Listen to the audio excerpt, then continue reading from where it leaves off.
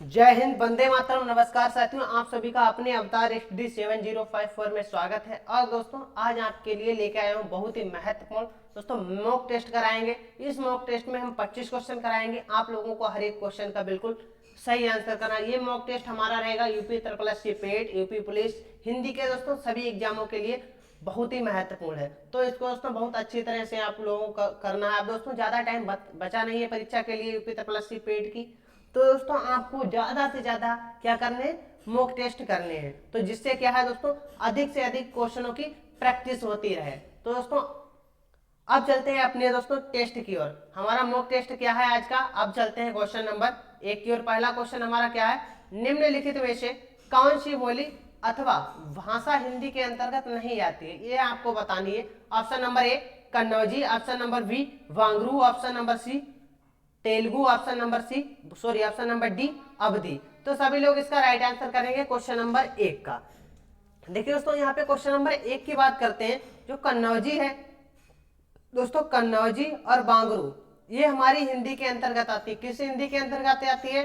ये दोनों हमारी पश्चिमी के अंतर्गत आती हैं। पश्चिमी हिंदी की बोलियां हैं। किसकी? पश्चिमी हिंदी की। इसकी बात करते हैं, ये दोस्तों हमारी किसकी हो जाती है? पूर्वी हिंदी की बोली हो जाती है। किसकी? पूर्वी हिंदी की बोली। बात करते हैं दोस्तों तेलुगु की। तेलुगु जो है ये हमारी दोस्तों हिंदी के अंतर्गत नहीं आती। तो राइट आंसर क्या हो जाएगा? Option number C. इतनी बात क्लियर। इसी के साथ आगे बढ़ेंगे और बात करते हैं क्वेश्चन नंबर 2। हिंदी की विशिष्ट बोली ब्रज भाषा किस रूप में सबसे अधिक प्रसिद्ध है, ये आपको बतानी है। ऑप्शन नंबर ए राजभाषा, ऑप्शन नंबर बी तकनीकी भाषा, ऑप्शन नंबर सी राष्ट्रीय भाषा, ऑप्शन नंबर डी काव्य भाषा। तो सभी लोग इसका राइट आंसर करेंगे। दोस्तों क्वेश्चन नंबर 2 का राइट आंसर क्या होगा, यह आपको बताना है। देखिए दोस्तों, यहाँ पे बात करते हैं हिंदी की विशिष्ट बोली ब्रज भाषा किस रूप में सबसे अधिक प्रसिद्ध है। तो दोस्तों किस रूप में सबसे अधिक प्रसिद्ध है? तो दोस्तों भाई हमारी हो जाती काव्य भाषा में सबसे अधिक प्रसिद्ध है। इतनी बात क्लियर। इसी के साथ आगे बढ़ेंगे। अब बात करते हैं क्वेश्चन नंबर 3। देवनागरी लिपि किस लिपि का विकसित रूप है? ऑप्शन नंबर ए शारदा लिपि, ऑप्शन नंबर बी ब्राह्मी लिपि, ऑप्शन नंबर सी कुटिल लिपि, ऑप्शन नंबर डी खरोष्टी लिपि। तो दोस्तों सभी लोग इसका राइट आंसर करेंगे क्वेश्चन नंबर 3 का। देखिए दोस्तों, यहाँ पे अगर हम बात करते हैं देवनागरी लिपि किस लिपि का विकसित रूप है, ठीक है दोस्तों, देवनागरी लिपि की बात करते हैं, ये ब्राह्मी लिपि का विकसित रूप है। तो ऑप्शन नंबर बी बिल्कुल राइट आंसर है। इसी के साथ आगे बढ़ेंगे और अब बात करते हैं दोस्तों क्वेश्चन नंबर 4। संविधान की 8वीं अनुसूची में उल्लेखित भारतीय भाषाओं की संख्या कितनी है? Option number A 14, option number B 16, option number C 17, option number D 22। तो सभी लोग इसका राइट आंसर करें। देखिए दोस्तों, यहाँ पे अगर बात करते हैं संविधान की 8वीं अनुसूची में उल्लेखित भारतीय भाषाओं का वर्णन कितनी भाषाएं हैं? तो दोस्तों कितनी है? 22 भाषाएं वर्णित है। इतनी बात क्लियर हो गई, कितनी? 22। ठीक है दोस्तों, 8वीं अनुसूची के अंतर्गत बात की जा रही है। और दोस्तों हिंदी भाषा का वर्णन की अगर बात करते हैं संविधान में किन अनुच्छेदों के अंतर्गत है, तो अनुच्छेद 343 से लेकर अनुच्छेद 351 तक हिंदी भाषा वर्णित है। किसमें? संविधान में। इतनी बात क्लियर। इसी के साथ आगे बढ़ेंगे और अब बात करते हैं क्वेश्चन नंबर 5। 5 नंबर दोस्तों हमारा क्या कहता है, निम्न में से किस पुस्तक में हिंदी का सर्वप्रथम उल्लेख है? Option number A Mahabharata, option number B Ramcharitmanas, option number C Rigveda, option number D Avesta. तो सभी लोग इसका राइट आंसर करें। किसका दोस्तों? क्वेश्चन नंबर 5 का। देखिए दोस्तों, यहाँ पे अगर बात करते हैं किसकी दोस्तों, किस पुस्तक में सर्वप्रथम उल्लेख है किसका? हिंदी का। दोस्तों बात करते हैं रामचरितमानस जो है इसमें दोस्तों सर्वप्रथम वर्णित है। ठीक है दोस्तों, रामचरितमानस की बात करते हैं तुलसीदास की हो जाती है। महाभारत की बात करते हैं वेद व्यास की हो जाती है। इतनी बात क्लियर हो गई। इसी के साथ आगे बढ़ेंगे और बात करते हैं क्वेश्चन नंबर 6। पाली भाषा का संबंध मुख्यतः किस धर्म से है? ऑप्शन नंबर ए बौद्ध, ऑप्शन नंबर बी ईसाई, ऑप्शन नंबर सी मुस्लिम, ऑप्शन नंबर डी सिख। दोस्तों पाली की बात करते हैं तो पाली हमारी किससे संबंधित है? मुख्यतः की बात की जाए, पाली में दोस्तों किसने उपदेश दिए थे? तो ये आप लोगों को याद रखनी है, पाली में किसने उपदेश दिए थे? महात्मा बुद्ध ने पाली में ही अपने उपदेश दिए थे। तो यहाँ पे हमारा राइट आंसर क्या हो जाएगा? मुख्यतः तो बुद्ध हो जाएगा। ऑप्शन नंबर ए बिल्कुल राइट आंसर। इसी के साथ आगे बढ़ेंगे। अब बात करते हैं क्वेश्चन नंबर 7। निम्नलिखित में से कौन सी भाषा संस्कृति भाषा की अपभ्रंश है? दोस्तों यहाँ पे आपको बताना है कौन सी भाषा संस्कृति भाषा का अपभ्रंश है। Option number A Khari Boli, option number B Vraj, option number C Awadhi, option number D पाली। तो दोस्तों यहाँ पे बात की जाए संस्कृत की इस भाषा की अपभ्रंश है, ये आपको बतानी है। देखिए दोस्तों यहाँ पे अगर संस्कृत भाषा का अपभ्रंश पूछा गया तो दोस्तों क्या हो जाता है, इसका अपभ्रंश पाली हो जाता है। इतनी बात क्लियर हो जाएगी, क्या हो जाएगा दोस्तों, पाली। खड़ी बोली और ब्रज, खड़ी बोली ब्रज की बात की जाए तो ये दोस्तों किसके अंतर्गत आती है, पश्चिमी हिंदी के अंतर्गत आती है। और पश्चिमी हिंदी के अपभ्रंश की बात की जाए तो पश्चिमी हिंदी का अपभ्रंश क्या हो जाता है, शोर सैनी अपभ्रंश हो जाता है। दोस्तों अवधी भाषा की बात की जाए, अवधि हमारी आती है पूर्वी हिंदी के अंतर्गत। पूर्वी हिंदी का अपभ्रंश क्या होता है, अर्धमागधी अपभ्रंश होता है, किसका, पूर्वी हिंदी का। इतनी बात क्लियर हो गई। इसी के साथ आगे बढ़ेंगे और अब बात करते हैं क्वेश्चन नंबर 8।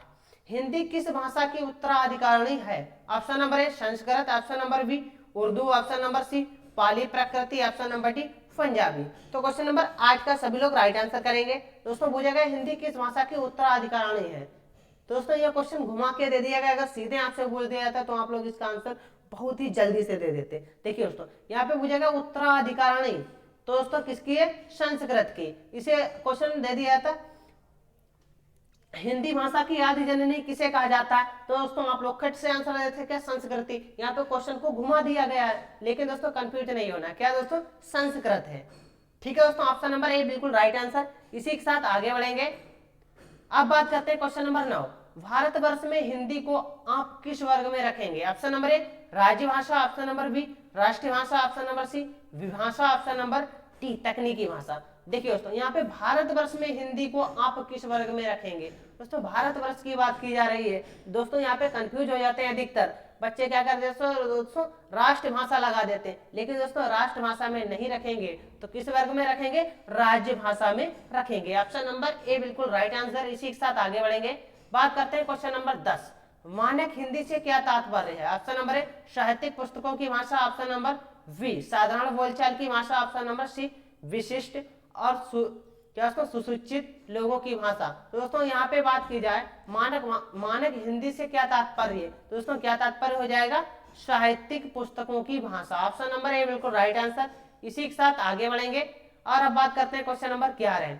देवनागरी किसकी बात की जा रही है? देवनागरी का सबसे पहले प्रयोग कहाँ हुआ था? ऑप्शन नंबर ए गुजरात के राजा जयभट्ट 8वीं सदी के शिलालेख में, ऑप्शन नंबर बी अशोक के शिलालेख में, ऑप्शन नंबर डी बड़ौदा नरेश ध्रुवराज की क्या राजज्ञाओं में, ऑप्शन नंबर डी राष्ट्रकूट नरेश की राजज्ञाओं में। तो दोस्तों यहाँ पे हम राइट आंसर की बात करते हैं, देवनागरी का सबसे पहले प्रयोग कहाँ हुआ था? दोस्तों सबसे पहले प्रयोग की बात की जा रही है, बहुत ही महत्वपूर्ण क्वेश्चन है दोस्तों। क्या हो जाएगा, गुजरात के राजा जो जयभट्ट थे उनकी 8वीं सदी की बात की जा रही थी दोस्तों, उनके शिलालेख में हुआ था। इतनी बात क्लियर। इसी के साथ आगे बढ़ेंगे और बात करते हैं क्वेश्चन नंबर 12। पद्मावत जायसी की भाषा है। दोस्तों पद्मावत जायसी की अगर भाषा की बात की जाए तो दोस्तों पहले यहाँ से हमारे क्वेश्चन 2 बनेंगे। पद्मावत किसकी रचना है? दोस्तों किसकी रहती है? जायसी की। ठीक है दोस्तों, अब क्या क्वेश्चन होता है, पद्मावत की भाषा क्या है? तो दोस्तों पद्मावत किस भाषा में लिखी गई थी? Option number A Maithili, option number B Awadhi, option number C Bhojpuri, option number D Bundeli. दोस्तों यहाँ पे अगर बात की जाए तो दोस्तों पद्मावत की अगर बात करते हैं तो पद्मावत हमारी किस भाषा में लिखी गई थी? मैथिली भाषा की बात करते हैं तो मैथिली किसके अंतर्गत हमारी आती है? मैथिली जो है वो है हमारी बिहारी हिंदी के अंतर्गत आती है। कौन सी? मगही, मैथिली, भोजपुरी, ये तीनों बिहारी के अंतर्गत आती है। अवधी पूर्वी के अंतर्गत आती है। बुंदेली जो है वह हमारी पश्चिमी के अंतर्गत आती है। ठीक है दोस्तों, इसी के साथ आगे बढ़ेंगे और अब बात करेंगे क्वेश्चन नंबर 13। संविधान के किस अनुच्छेद में कहा गया है संघ की राजभाषा हिंदी और लिपि देवनागरी होगी? यह आपको बताना किस अनुच्छेद के अंतर्गत कहा गया है। Option number A 343, option number B 344, option number C 345, option number D 346। तो क्वेश्चन नंबर 13 का सभी लोग राइट आंसर करेंगे। देखिए दोस्तों क्वेश्चन नंबर 13 की अगर हम बात करते हैं तो 13 का हमारा राइट आंसर क्या हो जाएगा? ऑप्शन नंबर ए 343, अनुच्छेद 343 के अंतर्गत कहा गया था कि संविधान दोस्तों क्या हिंदी भाषा और लिपि देवनागरी हमारी किसके अंतर्गत कही गई थी दोस्तों? 343 के। इतनी बात क्लियर। इसी के साथ आगे बढ़ेंगे। अब बात करते हैं क्वेश्चन नंबर 14। हिंदी साहित्य सम्मेलन प्रयाग की स्थापना कब हुई? Option number A 1910, option number B 1915, option number C 1920, option number D 1925। तो सभी लोग इसका राइट आंसर करेंगे। देखिए दोस्तों, तो यहाँ पे हमारा राइट आंसर की बात करते हैं तो 1910 कब हुई थी दोस्तों? 1910 में। इसी के साथ आगे बढ़ेंगे और अब बात करते हैं क्वेश्चन नंबर 15। हिंदी के अतिरिक्त इनमें से कौन सी भाषा देवनागरी में लिखी जाती है? दोस्तों हिंदी तो हमारी देवनागरी लिपि में लिखी जाती है, लेकिन दोस्तों इसके अतिरिक्त, इसके अलावा और कौन सी लिखी जाती है? Option number A Punjabi, option number B Urdu, option number C Marathi, option number D Bengali. तो दोस्तों यहाँ पे बात की जाए दूसरी हमारी अन्य कौन सी हो जाती है? मराठी जो है वो भी हमारी देवनागरी में ही लिखी जाती है। इसी के साथ आगे बढ़ेंगे और बात करते हैं question number 16।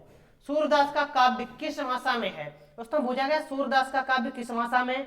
Option number A Brajbhasha, option number B Maithili, option number C Awadhi, option number D Bundeli. तो सभी लोग इसका राइट आंसर करेंगे। दोस्तों सूरदास की जितनी भी रचनाएं हैं सभी की सभी किसमें है? ब्रजभाषा में। सूरदास दोस्तों कृष्ण भक्ति के कवि थे, ठीक है दोस्तों, और इन्हें अष्टछाप के कवि भी हैं। ये कौन? सूरदास जी। सूरदास जी के गुरु का नाम की बात की जाए तो वल्लभाचार्य है। इतनी बात क्लियर। इसी के साथ आगे बढ़ेंगे और अब बात करते हैं क्वेश्चन नंबर 17। रिपोर्ताज किस भाषा का शब्द है? ऑप्शन नंबर ए अरबी, ऑप्शन नंबर बी फारसी, ऑप्शन नंबर सी फ्रांसीसी, ऑप्शन नंबर डी अंग्रेजी। तो दोस्तों रिपोर्ताज की बात की जाए तो ये किस भाषा का शब्द है, ये आपको बताना है। देखिए दोस्तों यहाँ पे अगर हम बात करते हैं किसकी? रिपोर्ताज, तो रिपोर्ताज हमारा किस भाषा का शब्द है? तो रिपोर्ताज हमारा दोस्तों हो जाता है फ्रांसीसी भाषा का शब्द। ऑप्शन नंबर सी बिल्कुल राइट आंसर है। इसी के साथ आगे बढ़ेंगे, बात करते हैं क्वेश्चन नंबर 18। हिंदी का पहला उपन्यास लाला श्रीनिवास दास द्वारा लिखित कौन सा है? Option number A Pariksha Guru, option number B Chandrakanta, option number C क्या तरुण तपस्विनी, ऑप्शन नंबर डी गोदान। तो इसका राइट आंसर क्या हो जाएगा, ये आपको बताना है। देखिए दोस्तों यहाँ पे अगर बात करते हैं तो प्रथम कौन सा उपन्यास हो जाता है? उपन्यास की बात की जा रही है, ठीक है दोस्तों, तो कौन सा आ जाएगा? परीक्षा गुरु, जो लाला श्रीनिवास द्वारा लिखित है। इसी के साथ आगे बढ़ेंगे और अब बात करते हैं क्वेश्चन नंबर 19। हिंदी शब्द किसका दिया हुआ है? ऑप्शन नंबर ए आर्यों का, ऑप्शन नंबर बी यूनानियों का, ऑप्शन नंबर सी ईरानियों का, ऑप्शन नंबर डी तुर्कों का। दोस्तों हिंदी शब्द की अगर बात की जाए, हिंदी शब्द किसके द्वारा दिया गया था? तो हिंदी शब्द दोस्तों हिंदी शब्द जो है वह हमारा किसके द्वारा दिया गया था, ये आपको बताना है। हिंदी शब्द की अगर हम बात करते हैं तो हिंदी शब्द हमारा किसके द्वारा दिया गया था? ईरानियों के द्वारा दिया गया था। ऑप्शन नंबर सी बिल्कुल राइट आंसर है। इसी के साथ आगे बढ़ेंगे और बात करते हैं क्वेश्चन नंबर 20। भाषा या भाषा के स्थान पर हिंदी या हिंदवी का सबसे पहले प्रयोग किसने किया? Option number A Malik Mohammad Jayasi, option number B Manjhan, option number C Inshallah Khan, option number D अमीर खुसरो। तो दोस्तों मलिक मोहम्मद जायसी की रचनाओं की बात करते हैं तो इनकी पद्मावत हो जाती है, अखरावट, आखिरी कलाम हो जाती है। मंजन की बात करते हैं तो मंजन की रचना क्या हो जाती है? बहुत ही महत्वपूर्ण है, क्या दोस्तों? कुतबन, ये इन्हीं की हो जाती है। इंशाअल्लाह की बात करते हैं तो बहुत ही प्रसिद्ध रचना, अधिक से अधिक बुझी जाती है, रानी केतकी की कहानी किसकी रचना है? तो इंशाअल्लाह खान की रचना है। अमीर खुसरो की दोस्तों कौन सी हो जाती है? जो अमीर खुसरो की बात करते हैं तो दोस्तों अमीर खुसरो कौन थे? अमीर खुसरो दोस्तों चंद्रवरदाई को ही कहा जाता है, ठीक है दोस्तों। तो इनकी रचना क्या आती है? पृथ्वीराज रासो। इसी के साथ दोस्तों किसे कहा गया था? अमीर खुसरो। इसी के साथ आगे बढ़ेंगे और बात करते हैं दोस्तों क्वेश्चन नंबर 21। हिंदी को नीचे लिखे किस वर्ग में रखा जाएगा? ऑप्शन नंबर ए विभाषा, ऑप्शन नंबर बी लिपि, ऑप्शन नंबर सी भाषा, ऑप्शन नंबर डी बोली। तो दोस्तों हिंदी की बात करते हैं, हिंदी क्या है? हमारी भाषा है। तो हिंदी को किस में रखेंगे? वेरी सिंपल दोस्तों, तो किस में रखा जाएगा? भाषा में रखा जाएगा। इससे आप याद रख सकते हैं। इसी के साथ आगे बढ़ेंगे और बात करते हैं क्वेश्चन नंबर 22। प्रथम प्राकृति किस भाषा को कहा जाता है? ऑप्शन नंबर ए संस्कृति, ऑप्शन नंबर बी अवट्य, option number C Apabhramsha, option number D पाली। तो दोस्तों यहाँ पे बात की जा रही है क्वेश्चन नंबर 22 की। तो दोस्तों किसे कहा जाता है प्रथम प्राकृति? तो दोस्तों प्रथम प्राकृति की बात की जा रही है तो दोस्तों किसे कहा जाता है? तो दोस्तों ये कहा जाता था पाली को। इसी के साथ आगे बढ़ेंगे और अब बात करेंगे दोस्तों किसकी? Question number 23। पूर्वी हिंदी किस अपभ्रंश से निकलती है, यह आपको बताना है। Option number A Shauraseni, option number B Maharashtri, option number C Magadhi, option number D Ardha Magadhi. दोस्तों यहाँ पे बात की है शौरसेनी जो है पूर्वी हिंदी किससे निकलती है? दोस्तों पूर्वी हिंदी की बात की जा रही है तो ये अर्धमागधी से निकलती है। मागधी से अगर बात की जा रही है तो मागधी से हमारी क्या निकलती है दोस्तों? बिहारी। बिहारी मागधी, बिहारी हिंदी का अपभ्रंश क्या जाता है? मागधी। शौरसेनी दोस्तों बात करते हैं, शौरसेनी जो हमारी है ये पश्चिमी राजस्थानी दोस्तों सौर सेना से हमारी पश्चिमी निकलती है और राजस्थानी निकलती है, और दोस्तों क्या गुजराती। ठीक है दोस्तों, तो यहाँ पे हमारा राइट आंसर क्या आ जाएगा, ऑप्शन नंबर डी। इसी के साथ आगे बढ़ेंगे और बात करते हैं क्वेश्चन नंबर 24।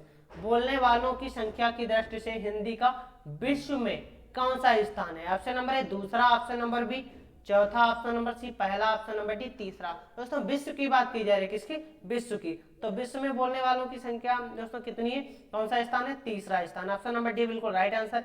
इसी के साथ आगे बढ़ेंगे और बात करते हैं क्वेश्चन नंबर 25। ये आज का हमारा आखिरी क्वेश्चन है। इसके बाद सभी लोग अपना अपना स्कोर कमेंट करके बताएंगे 25 में किसके कितने सही हुए। बात करते हैं हिंदी की मूल उत्पत्ति किससे हुई?